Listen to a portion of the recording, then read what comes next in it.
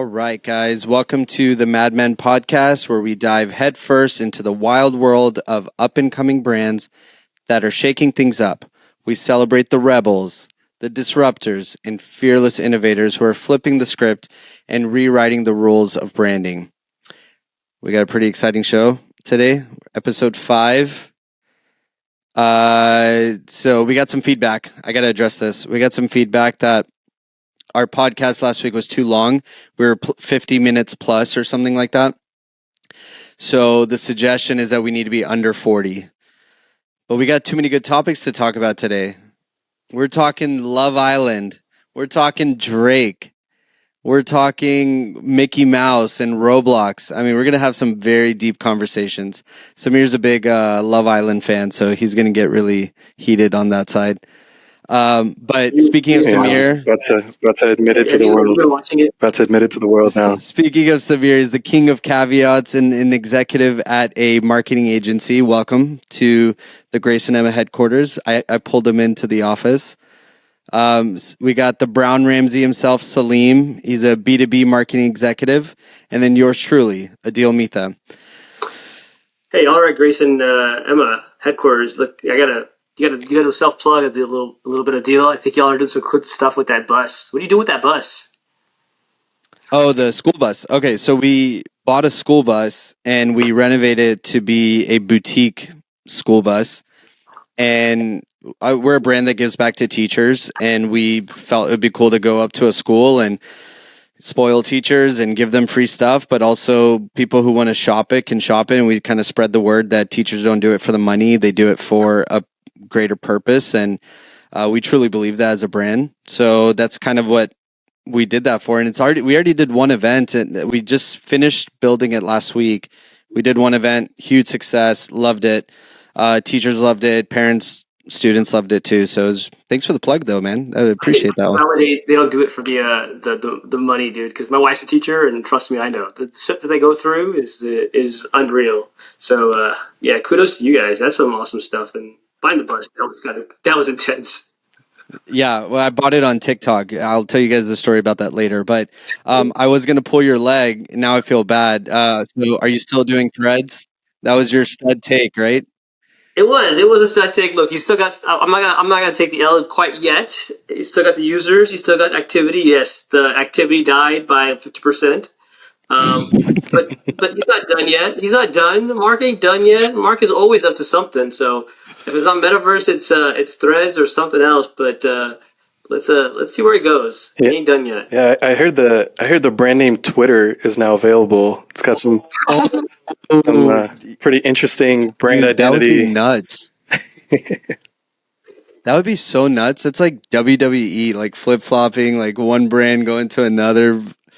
That'd be so nuts, huh? Turning heel. Like, it's in the same color too, right? They're both blue. That's true. It could work. I mean, it's just like part of the Meta family now is Twitter, and it's like Threads gets rebranded. You heard it first on the Mad Men pod. Hey, we've been pretty good about our predictions lately, so who knows? Maybe. I know. We got a lot of hate from the Lamborghini aficionados. They were not happy that that I hated on Lamborghini there, but you know what? They can suck it because they just need to accept that Lamborghini is twiddling thumbs. Truly believe it. All right, guys, really exciting pod today. We got a deep dive from Salim, and we said we have some really great duds and studs this week, so let's get right into it. Cue the music. Men go mad. He's gone mad. Mad Men. You're mad. The man's mad. Mad Men. I'm mad. All right, if you're new here, this is our Duds and Studs segment where we debate ads, campaigns, business strategies. We give you our takes and share if we think it's a dud or stud. Today, we are going to start with Drake. So we know Drake for his music, he's a great rapper, and his cultural influence. But to his repertoire, you guys can add e-commerce entrepreneur. Yeah, pretty cool. So let me tell you guys about it. His team, Drake Related, had a plan this summer to launch 5 capsule collections with up and coming independent brands. They went about it a really creative way. They decided to design a virtual house, like his famous house that in Toronto called the Embassy. So they created a virtual version of that, and they did product placement within the house. So imagine a hoodie draped over a chair, or a floaty in a pool, and you could just with a few clicks you can end up buying those items. And it's not just Drake's items, it's from these independent up and coming brands. So they're doing some drop shipping and stuff. Shopify loves it because they're using their platform, which is great. But I got to hear from you guys. Is this the future of e-commerce? Is this a dud or a stud? Let's hear from Samir first. Yeah, this is incredible. When I first saw this on desktop and on mobile, fully functional, like I was really impressed with this. Like when we've talked about metaverse stuff in the past, this is what I think the metaverse was trying to accomplish. It's trying to get people who don't have a physical access to certain spaces and making it widely available. And this particular experience did that with a business model that is a lot more lucrative to be able to justify the creation of this environment. I think people are still trying to play and test with metaverses, but like this is one step closer. I would almost expected to see this happen before we saw all the buzz and potential about the metaverse and all the things that it could do. I think users kind of had to get a little bit acclimated about what the metaverse could become and things that they could see with it. But having an e-commerce storefront like this, I thought was phenomenal. And I think having the outreach of different types of brands playing in the same spaces, like these are not just Drake owned brands, but Drake related per the name. I think this is really cool. I think there's going to be a lot of brands that are going to be inspired by this and how they're kind of revamping their customer experience online. But this was super cool. I highly encourage you guys to give it a shot. Expensive as stuff, but like I think it was really worth shopping. I think the environment was really cool. Have you ever bought any OVO at all, sir? His No. stuff ain't cheap. His stuff ain't cheap. I got to pull up from there. So let me understand. That's his recording label, right?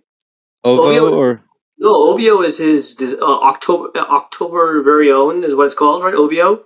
That is his brand, like his designer clothing brand. So you can go like Vegas has a store, Toronto has a store, Ottawa, anywhere in Canada has a store, Miami has a store. Like they've got like an owl logo on it, right? Logo. That's the only reason I bought it. I only bought the polo for the logo because it's pretty dope. And there was two parts to it, right? I only bought it because I was in Toronto. We had just acquired a company in Toronto. So I needed something to mark the point that, hey, we're in Toronto. We bought a company in Toronto. I wanted to buy something that was Toronto. Got to buy the uniform of Toronto, which is OVO.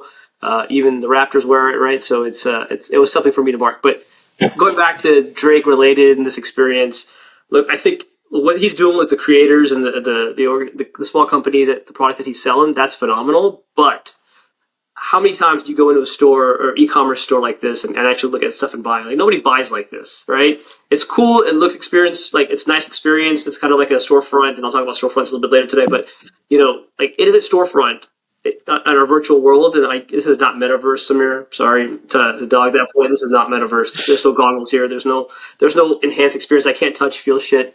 But this is not what metaverse was. But going back to Drake, look, this is a cool experience. Like you do it once, but I can't shop like this. Like you can't shop e-commerce. I shop all the time. I buy clothes all the time online.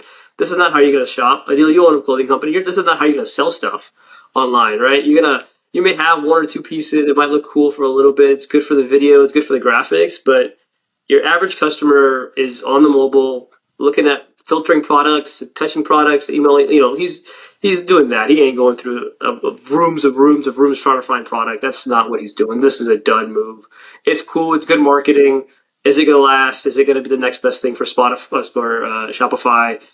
Is it really going to drive incremental revenue for Drake related?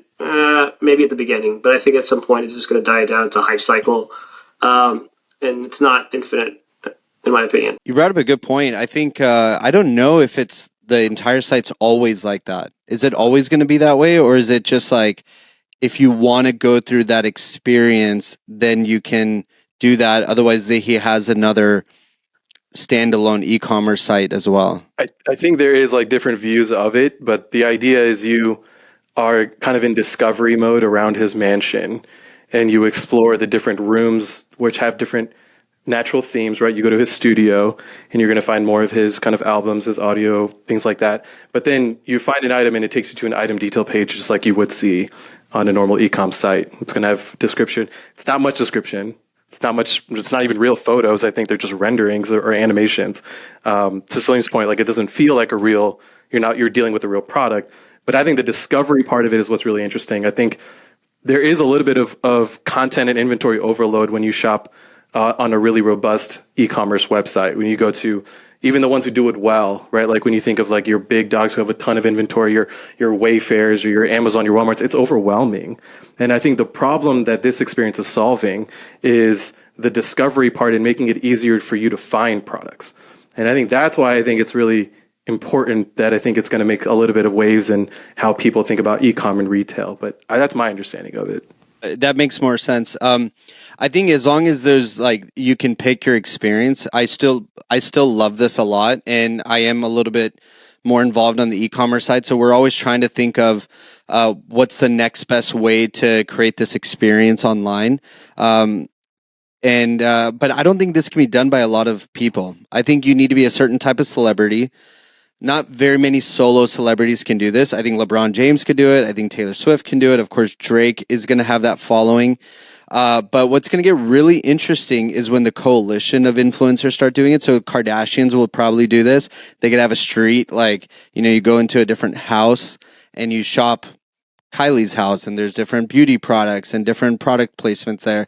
And then you go next door and it's Kim's house and there's other things there.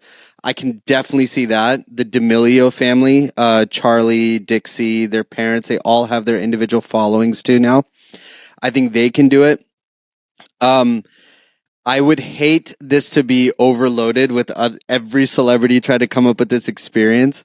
I will go on record and say, Scott Disick, you are not allowed to do this. No one wants to see your house and no one wants to go into your rooms and buy whatever. What was this brand that was like really thick fabric t-shirts and stuff? No. Talentless. Talentless. I was like, it's not threadless. That's different. Talentless. That's it. Yeah. Talentless. Yeah. So I'd like to see him try. I know, but you'd never know. Everyone has, there's always people who have a crazy cult following. I think Drake does. Salim, I do see your point that this is not the metaverse, but I also agree with Samir that this is a bridge to the metaverse. This will be that first step to see, does this work? And if it does, then why not? Try it out. I'll take us into the next one. And this one is my guilty pleasure with Love Island. I think everyone loves some really great trashy reality TV. I think America has spoken. And Love Island is taking the world by storm, literally world. But we'll talk about US specifically. It's currently airing on Peacock. And they just announced several co-promotional marketing partnerships and integrations. And this is going to feel very much like the Barbie playbook from what we've seen over the last couple of months. They're partnering with Google Pixel, who is the exclusive technology partner, which if you're familiar with the show, phones play a really big role in the show, how fans engage with the show, how people engage with social media. They're partnering with Spotify, giving fans access to Love Island music with a QR code that appears on the screen that'll take you to exclusive content and playlists. They're partnering with Tinder, hosting pop-ups in different cities, and kind of bringing that experience, what you see on TV in real life. So I'd ask the question, is this the new standard of how entertainment properties are going to kind of appeal and market to potential watchers? It seems like it's not about getting the most eyes on a trailer or a teaser anymore, but it's about creating these experiences where fans can really immerse themselves in. What do you guys think, Dud or Stud? I think there is an oversaturation of shows that's happening now. And we see that. I mean, you can watch a great show on Netflix, ABC, Hulu, and they all have their own following. Where you build a cult following is by doing these partnerships. And I think Bachelor has done this, right? We've seen them partner with different brands. I think they did 1-800-Flowers for the rose look, and they've done different things like that. Yellowstone missed their chance. I don't think they did a good enough job building that collaborative cult following. But I do want to take a step back and talk about authenticity here. because often you see these partnerships happen and they completely lack authenticity. When a brand partnership happens, the viewers of, let's say, show need to be pitched a brand that is a viable option for them. For example, if I'm watching football and I'm typically a Pringles chip guy, but I get served a Doritos partnership that I see that NFL has partnered with Doritos, I'm like, I'll try out Doritos. Yeah, they did a good job or whatever. Next time I go to the grocery store, I'll maybe reach for some Doritos. Okay. Apple Music is probably second best to Spotify in terms of competition. Someone who's watching Love Island sees a Spotify partnership, they say, oh, yeah, you know what? Let me try out Spotify. I think this is kind of cool. I mean, it's just seamless. No one is switching from iPhone to Android because of this partnership. Okay. So this partnership, this is where I really truly feel that you can't force certain things. This does remind me of the NFL doing the Microsoft Surface partnership, and where all the commentators were secretly still using iPads underneath their desks, and they just had these Surface laptops sitting in front of them just for show. Bill Belichick throwing his Microsoft Surface across the, into a trash can because he was so frustrated with the technology. You just quit trying to make fetch happen. This is not happening. Microsoft, Google, like, people are not going to switch to Android just because some reality TV star is holding up a Galaxy S. It's just not going to happen. There's so many other partnerships that could have happened. I think Google is probably throwing away some money in this. They have enough to throw away. But the point is that there's certain things that authenticity matters. And even for brands, this is how people get really annoyed of Love Island, when they see too much brand placement that doesn't apply to them. And so that's my take on that. So I think it's a total dud. Am I supposed to take stud on this? Because there's no stud to me on this one, buddy.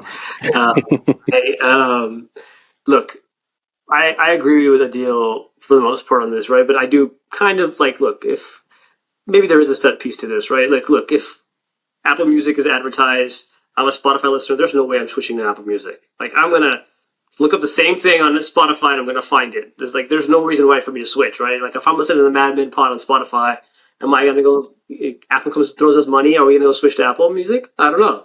Maybe. I'm not saying that on the record. But my point of the matter is that sometimes you have the ability to showcase certain things that you don't know, right? So, like, the beauty of the Google Pixel part is that at least when they showcase the phone, you could see the features. You could see, hey, they're doing, what features Google Pixel has that Apple might not, or Samsung might not, right? So there is some functionality in that partnership there.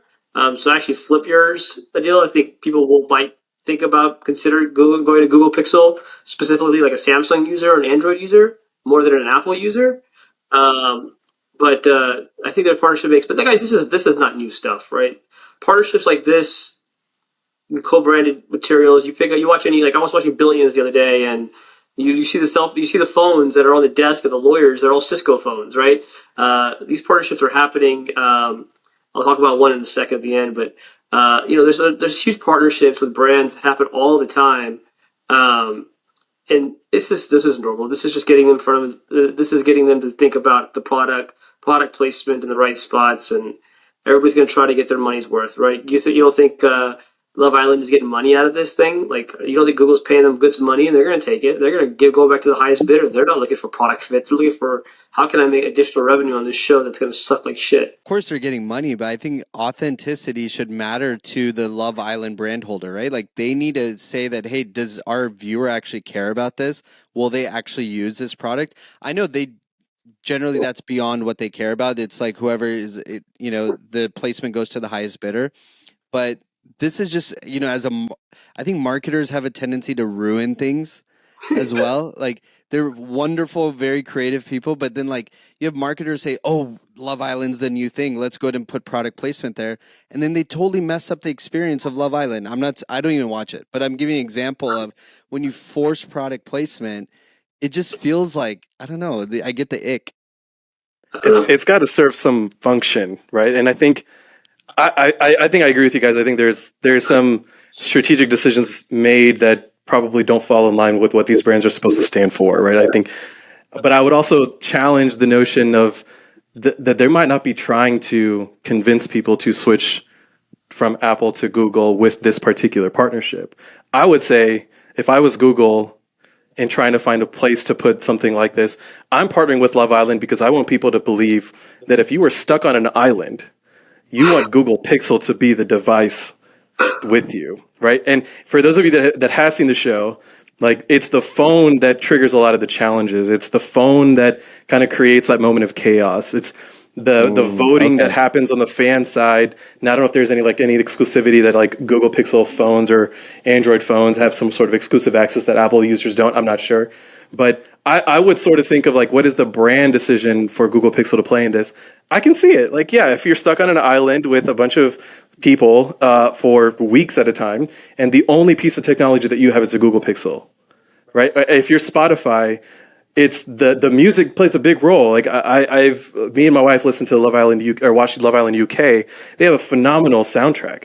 And I think music is a big like ownable entity that Love Island is trying to utilize, and Spotify wants to take credit for it. They want to be the ones where you get to experience Love Island. So I'm seeing like some strategic decision, but I think the point around authenticity is like spot on. I think you have to do it in the right way. I think you can't just attach yourself to something because it's culturally relevant. You have to tie it to something that is meaningful to your brand. And I think you're going to see a lot. I think the Microsoft partnership with NFL is like a prime example. Like you would think NFL's biggest sports entity we have, they use tablets, so let's put a giant case of tablets and hope the coaches and players use it and it works. And if it fails, it is a massive risk, right? And we saw what that outcome was. So I appreciate the dud takes on them though, because I think you guys are hit on that point on authenticity is like spot on. All right, so we're going to move on to the next dud or stud. The Walt Disney Company is about to do the unthinkable, guys. And you won't believe what I'm about to tell you guys. They are retiring Mickey Mouse. But it's not entirely their fault or their choice. So on July 28th, last week, on their 100th year anniversary, Disney officially retired Mickey. He appeared back in 1928 with Steamboat Willie, another character. And because of copyright law, Mickey Mouse trademark will officially enter the public domain in 2024. So despite the laws, is it a stud or dud to officially retire the mouse? Let's hear it. So here's my take. I talked about Disney last week. We talked about the downfall of Walt Disney or Disney Company, and all the issues that Bob Iger is going through. This just adds to it, right? This is just another marker on his make. And look, what could have happened? There's two ways this could have gone, right? They did what they did, right? They announced the retirement. Mickey Mouse is going away. Peace out, and basically announced to the world, this is free use. Do what you want with it.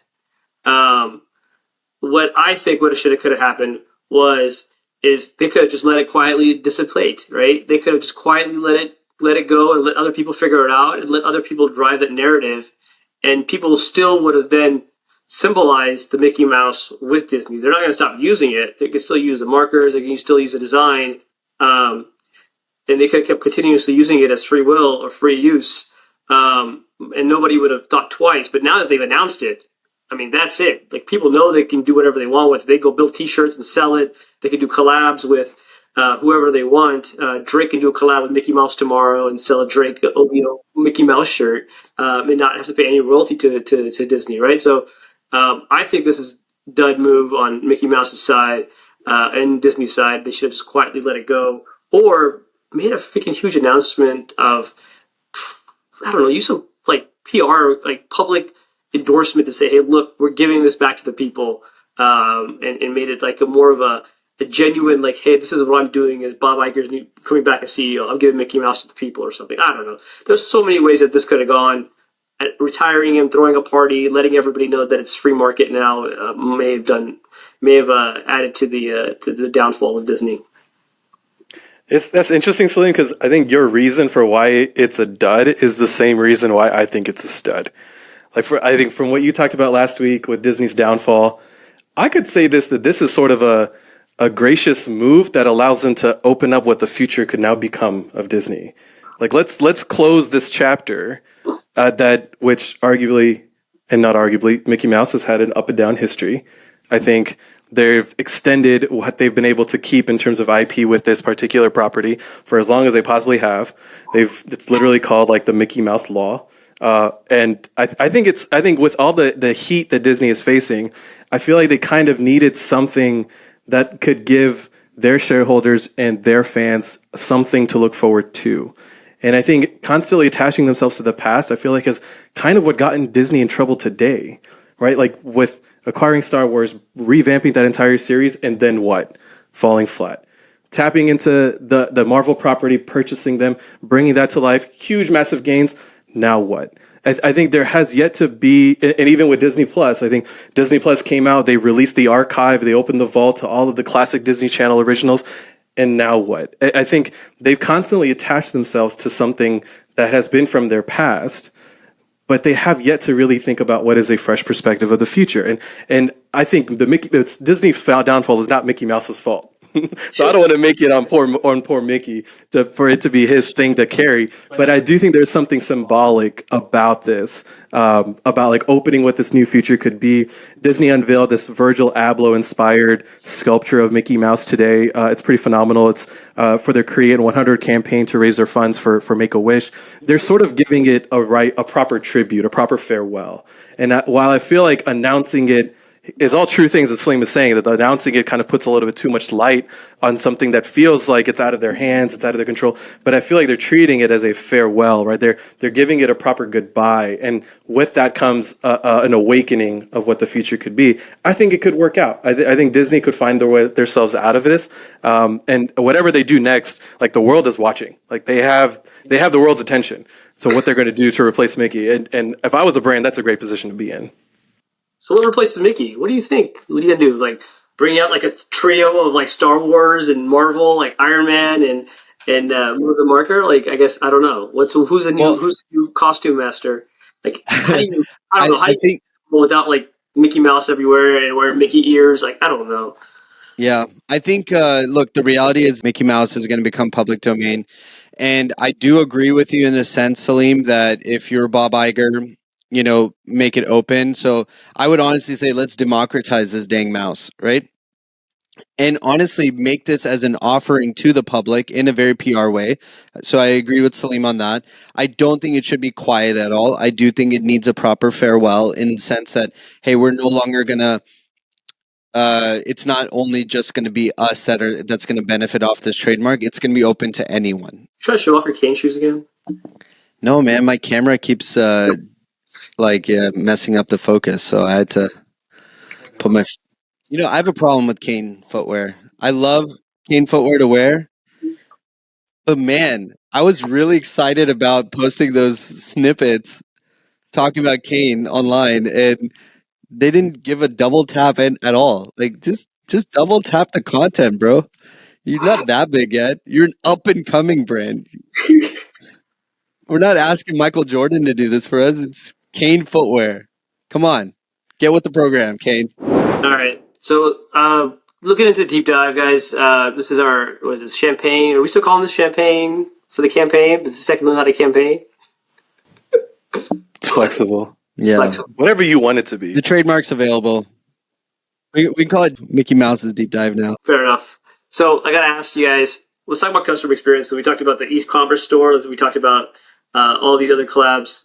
What is your best customer experience you've had at any brand? Not Disney. I think the easy one is Apple. I feel like everyone will kind of resonate with Apple being the leaders of experience. I think it's still early, but Rivian, the automaker, I've had a phenomenal experience with them. Just owning a car with them has just been super, super awesome.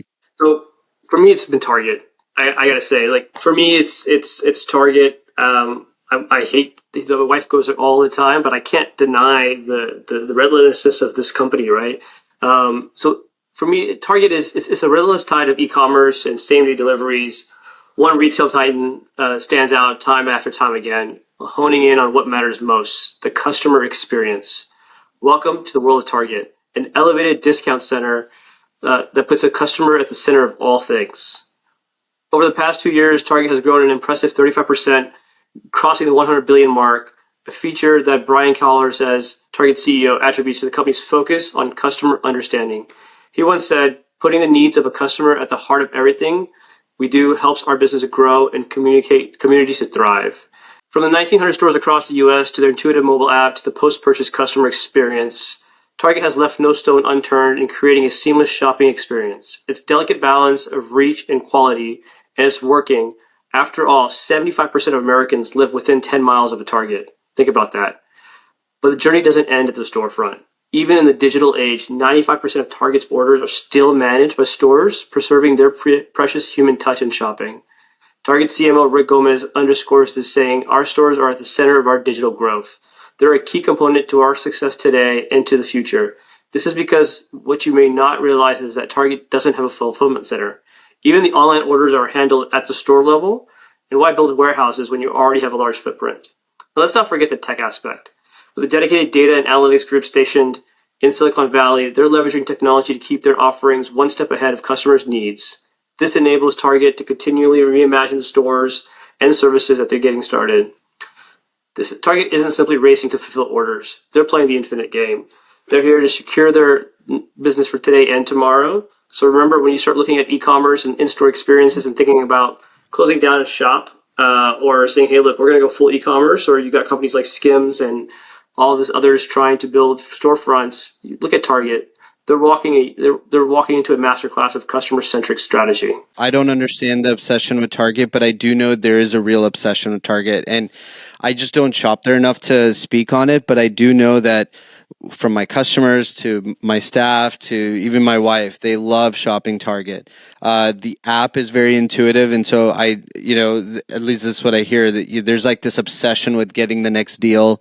I think it's called Target Circle or something like that. Anyways, and then just as easy as it is to just click and say, "Hey, I'm here outside," they're there in like a minute at your car, which is pretty cool to see. Yeah. I've worked on a couple of brands who have done a lot of commerce marketing at Target, and the way that Celine, what you were talking about there, like how they like to function as an ethos, they don't refer to their consumers as consumers; they call them guests, and I think that speaks volumes to how they want to see every individual who comes inside their store. They treat them as a guest, and I think that as an operator at the store, all the way up to a corporate head honcho, up the chains at Target, you're all thinking about what the guest experience needs to be. You're treating them as if you are welcoming them into your home, your space. You're accommodating to their needs. You're always more mindful and purposeful when you are trying to help or entertain a guest. And I think that notion by itself just speaks to like how Target really thinks about building their guest experiences for their shoppers, and every decision, every tech opportunity they have, every merchandising opportunity, every brand they carry, it's all in the vein of making their guest feel welcome in their stores, that they're having a good experience. So I think it's a great call. I really like Target in that kind of customer experience space. I think they just do a lot of really cool stuff. Somehow, some way, they've made it cool to shop at Target.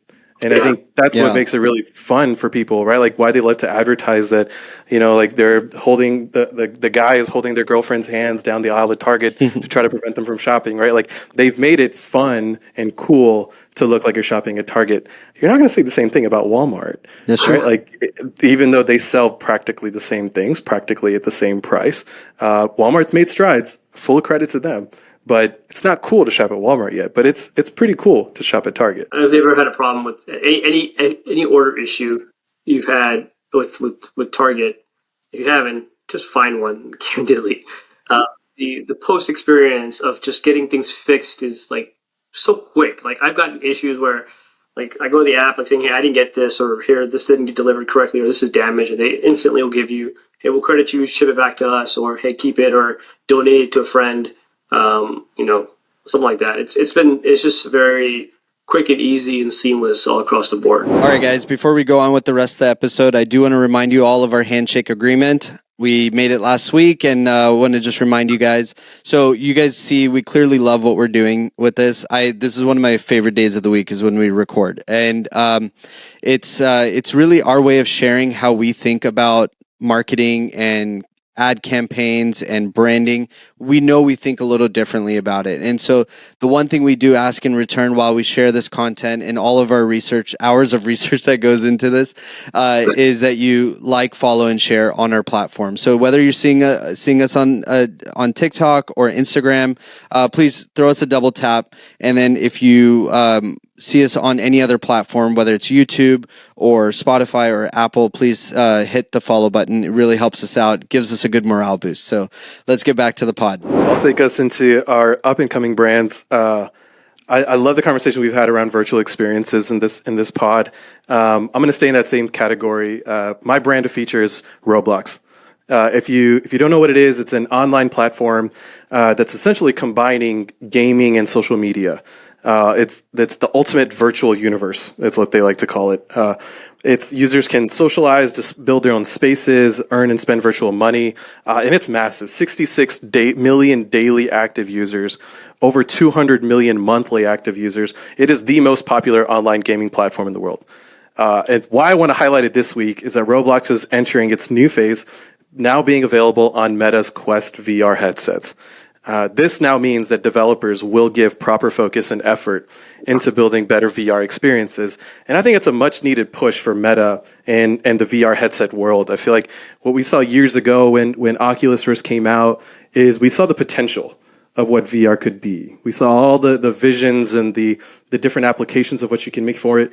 But I don't think the developer community properly invested their resources in really fleshing out what could be.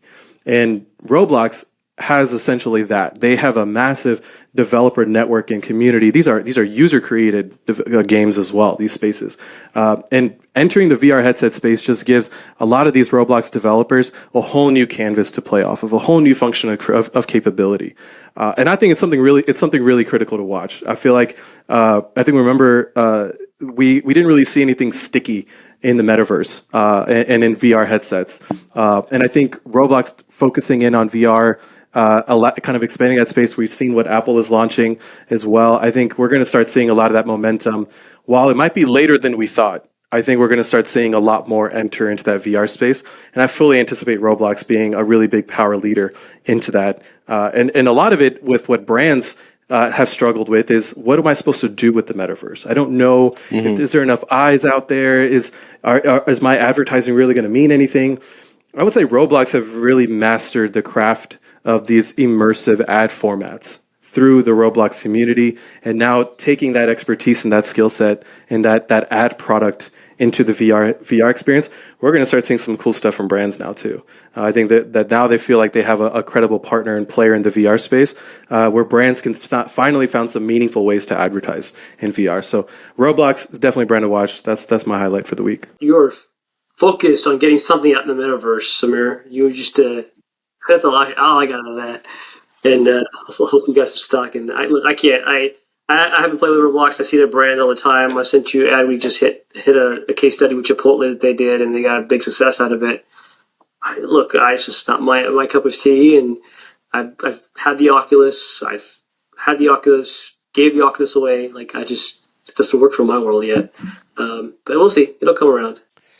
All right. Let me tell you guys about my brand to watch. So my Gen Z sister, she just bought my 2-year-old son for his birthday Gap t-shirt, right? So it has the OG varsity letters, GAP.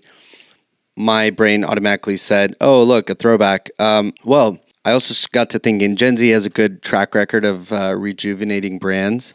And so I started doing my research, and lo and behold, it's trending.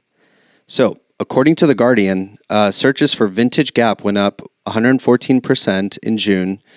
eBay saw the number of items with Y2K Gap written in the description double in recent months.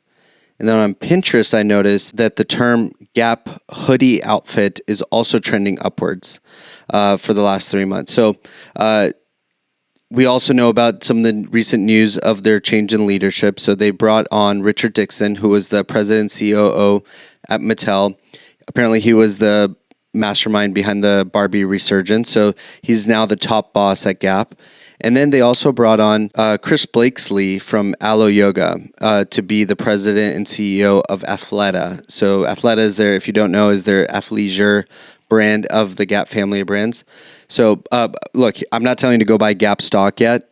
Clearly, they still have a lot of work to do. They've had a lot of executive turnover. They haven't had much product innovation.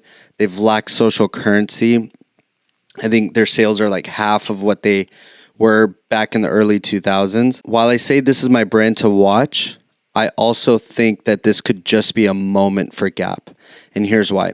So when Gen Z gives you resurgence, what we've learned is that it does not guarantee longevity unless the brand does something with it, right? So Claire's, for example, is a brand that had a resurgence. Timberland, PacSun, these are all brands that had a resurgence. This can either be a Gap moment or a Gap resurgence is what I'm trying to say. So it really depends on what Gap does with this. I think there's some clear opportunities here. Athleta can become that co-ed athleisure brand that middle America could really do something with. And then Gap, the brand itself, may need to take a page out of Abercrombie's playbook and try to stand for something, really hone in on who their customer base is and figure out their values. I think what often brands miss is like they focus on the virality and not focus on the opportunity. So if Gap doesn't take this opportunity of being viral and getting these trending searches and stuff and really start to stand for something, they're going to be forgotten again. So Gap is my brand to watch. Look, I don't disagree with your brand to watch, right? I think Gap, and by the way, when you say vintage Gap, what comes to my mind is like those good Kuch Hota Hai Shah Rukh Khan sweatshirts that he wears. I don't know if they all are Bollywood fans at all or not. Yeah, of course, I remember that. That's all I remember. But look, they just had a change of the creative director at Banana Republic as well, which is another Gap brand. Old Navy's numbers are still pretty good. Banana Republic is now also bringing in the spotlight for being one of the top. Like, look, there's this whole movement on quiet luxury, and they're making their market because that's what Banana Republic really was, and they're really rejuvenating that. So I think it could be more than a moment. I think if Gap plays this right, figures out, hey, what do the brands stand for? Like Athleta, I get the Banana Republic conversation. I get the Old Navy conversation. The Gap conversation is the one that story that still needs to get figured out. It used to be the ordinary guy, but that ordinary guy could be the Old Navy guy, right? It could be anybody right now. So they've got a new story to tell with Gap, and hopefully Richard can do that and help bring that positioning for them. But it is definitely a brand to watch, and I think there's a lot of upside there. Yeah. Stick around long enough, you might find yourself to be relevant again. And I feel like there's a lot of brands who kind of have had the opportunity of being relevant after many, many years. And Gen Z is the one who keeps bringing them back, but you got to do something with it. You can't let it fall flat. I feel like we tend to talk about brands that tend to fall flat and miss their opportunity. Like, I think Gap's got one here. So yeah, I think I agree. I think this is definitely something to watch because Gap used to be a huge cultural icon. And if they have an opening with this audience who's making them relevant again, you got to make the right moves to keep that. These Gen Zs and their vintage, like I was at the movie yesterday. The girl was maybe 14, 15-year-old wearing a Nirvana shirt. I'm like, you have no idea who Nirvana is. Like, why are you wearing a Nirvana shirt? We totally sound like boomers right now. These Gen Zers. I know. Let me go into my brand to watch. Very much on the clothing line. I think we talked about this previously. One of my favorite brands to watch is Kith, Kith. It's the brand that every luxury guy knows, every luxury brand knows, but nobody really knows. It's really interesting. Like, everybody I talk to about Kith don't know who they are or what they do, but I mean, they've got the greatest collabs with the biggest companies in the world. They just dropped a Marvel collab last week. They've done collabs with Balenciaga. They've done collabs with Adidas. They've done collabs with New Balance and Nike. I mean, these guys are all over the place, but nowhere at all. Seems like they've got a really cult following. They've got high-end quality clothing that they do. They've got limited stores. They started off as a shoe store, right, where you would buy resale shoes, and then became hey, let's go build our own brand. They've got collabs with Coca-Cola. They've got Kith treats now. They've got they do like soft serve ice cream in certain places that they're off. We were in Paris, and they had a a brunch place called Saddle, which is beautiful, like landscape of Kith. I mean, it's really bringing a new era to collabs and in short, it's taking the Supreme model of doing drops and making sure that they've got a limited amount of clothing brands and clothing items, and they sell it. But they're definitely making a move, and they're definitely a brand to watch. Yeah, I remember walking into Kith in South Beach, and that was my first impression of it, and I was like, wow, this is actually super cool. And I love that it's your brand to watch. Because they are doing those collabs like Supreme, but in a more tasteful way. Nothing against Supreme. It's just very loud for me. I can't do the stark red and white, like as much as I love bright colors, but I just can't do that. But Kith is doing a little bit tasteful way, which is nice to see, and I think it's a well-deserved brand to watch. I don't know if they're just more brand collaborations, or are we just talking about it more? And we're just, I don't know. I can't figure it out. I feel like every successful campaign that we've talked about has always had to do some sort of brand collaboration. Like, I mean, I think I even saw like Miss Rachel and Blippi now have shared episodes. Like the collaborations are everywhere, right? Like I don't, and it's proven to be successful, right? I think we keep talking about it because I think it's working. And it's happening more and more. And I think it's going to be cool, especially to see a luxury brand do more in kind of getting into with entertainment properties or with other kind of brands outside of their typical spectrum. I think what people like to see is they like to see the unexpected stuff, and I think it's a really great one to watch. And it's Jacob & Co. is a watch company that, their cheapest watch is probably $100,000, right? They just I just saw on their Instagram they did a Batman collaboration. It's a sick watch, which is, I mean, great, but $250,000 watch with Batman on it. I mean, how much money do you have to blow to still be like, oh, I'm wearing Batman? Dude, I don't. So we have a methodology, or at least I do, for marketing. Right, it's the idea of mixing the best way to get. There's a research by Google that talked about the buyer's journey and how it was like a messy middle, and the idea of hey, we've got to hit them in 4 parts, right? Earned media, paid media, owned media, and then shared media, right? So this is very much in that idea of, hey, look, I got to go pay people, or I got to pay ads. I got to own my own storefronts and my numbers, or my logo and my brand and my events and my activities. And then I've got to go collab with people and validate what I do, as well as earn media, right? So I think this is all the same framework. So any marketers out there listening, that's the route to go. There's a little bit of everything. Yeah, I mean, Chanel, like few days after the Barbie launch, talked about their collaboration with Barbie. It was not even before, it was after. So 2 things on that, right? So one is the reason why they did that, just so you understand, is everything that Margot Robbie wears is Chanel. Her whole wardrobe in the movie is Chanel. So that was the reason why they did it post. So people actually saw what they were wearing. So hey, you could buy this from Chanel. I don't know how many people are going to. I don't know if that's the right target audience. So we are definitely past 50 minutes. Sorry, listeners, who asked us to stay under 40, but we tried. I swear we tried. We just had a lot of good stuff to talk about. But, I guess that's it. I mean, should we call it a wrap? Let's do it. Samir, thank you for joining me in the office. I hope it was a welcoming enough experience for you. It was, but I'm not a fan of the hybrid model. I like to go back to my work from home. Just kidding. I'll be back. These are some hot takes, guys. Real hot takes. Yeah. Hottest podcast. All right. Stay fabulous, guys. Ciao. See ya. Men go mad. He's gone mad. Mad Men. You're mad. The man's mad. Mad Men. I'm mad.